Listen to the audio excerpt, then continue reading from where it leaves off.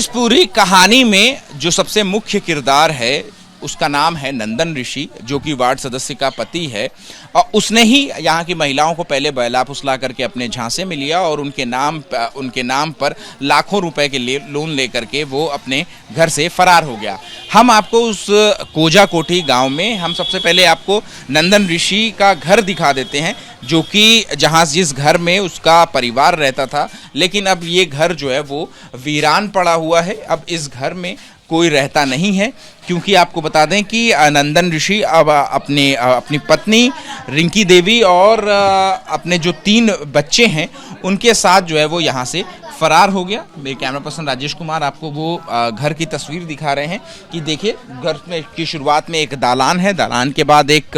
आंगन है और आंगन के बाद ये जो 2 कमरे हैं वो यहाँ इस नंदन ऋषि के घर में है। और बाकायदा भागते वक्त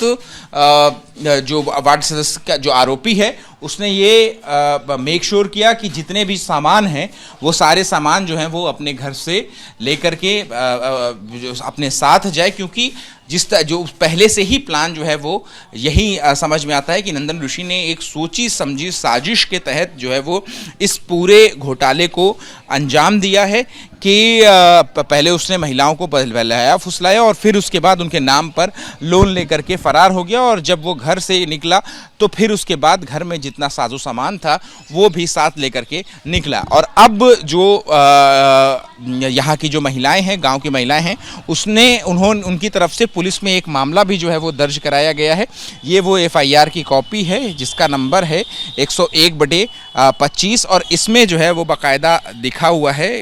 कि जो निवेदन करने वाले हैं कि ग्रुप लोन वाला पैसा ठगी करने के संबंध में ये FIR जो है वो दी गई है। और यहाँ गांव की ये महिला हैं सुधा देवी, जिनकी तरफ से ये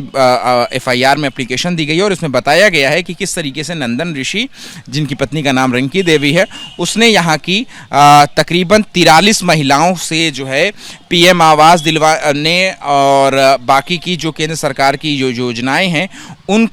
योजनाओं का झांसा दे करके उनकी जानकारी ली गई, उनका फ़ोटो लिया गया, उनका जो अंगूठे का निशान है वो लिया गया। और ये सारी जानकारी देने के बाद उनके नाम पर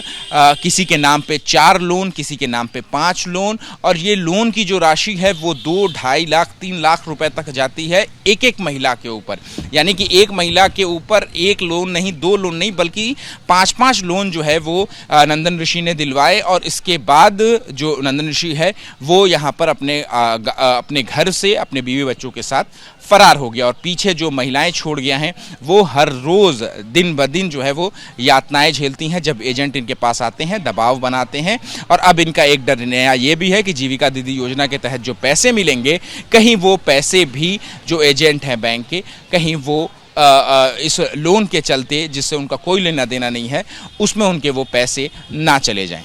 कैमरा पर्सन राजेश कुमार के साथ अहमद बिलाल, ABP न्यूज़, पूर्णिया, बिहार।